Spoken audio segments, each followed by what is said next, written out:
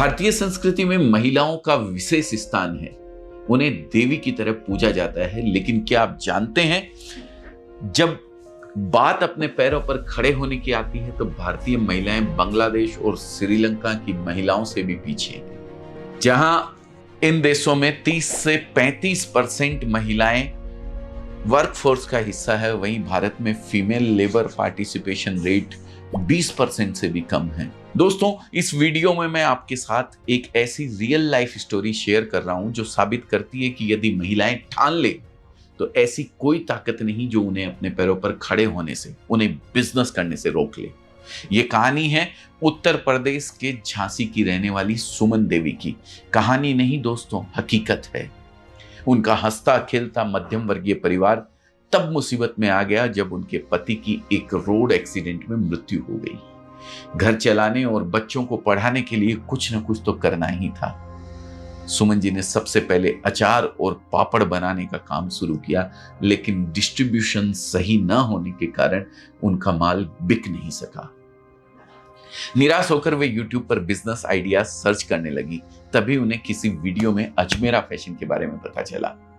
इसके बाद उन्होंने एक एक करके हमारे 20 वीडियोस देख डाले और मन में दृढ़ निश्चय कर लिया कि वे साड़ियों का बिजनेस करेंगी।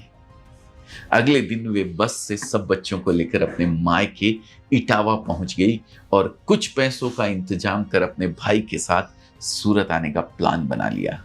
मुझे याद है जब वो इस ऑफिस में पधारी थी तो उनकी आप बीती सुनकर मैं भी भावुक हो गया था और मुझे तब यही लगा कि सुमन जी और इन जैसी महिलाओं की सफलता ही अजमेरा फैशन की असली सफलता है।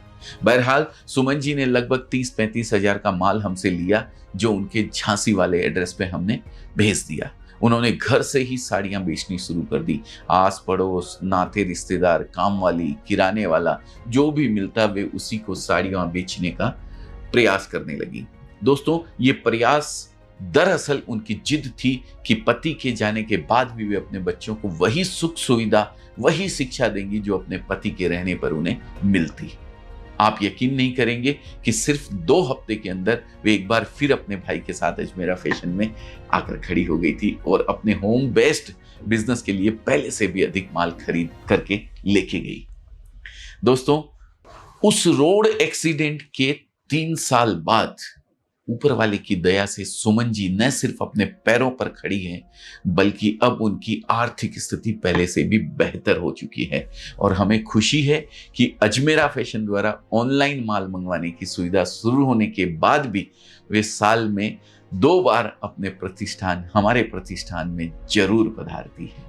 हमारे घर में या आसपास अगर कोई महिला बिजनेस करना चाहती हो, जो सबसे छोटी चीज हम कर सकते हैं वो है उससे प्रेरणा भरे 2 शब्द बोलना कि हाँ, तुम कर सकती हो, और संभव हो तो उसके साथ 2 कदम आगे चलकर उसे एक नई शुरुआत करने में सपोर्ट भी करना है। दोस्तों, मुझे पूरी उम्मीद है कि सुमन जी की कहानी आप सबको प्रेरित करेगी और हमारे देश में अधिक से अधिक महिलाएं आत्मनिर्भर बनने की कोशिश में अगला कदम उठाएगी।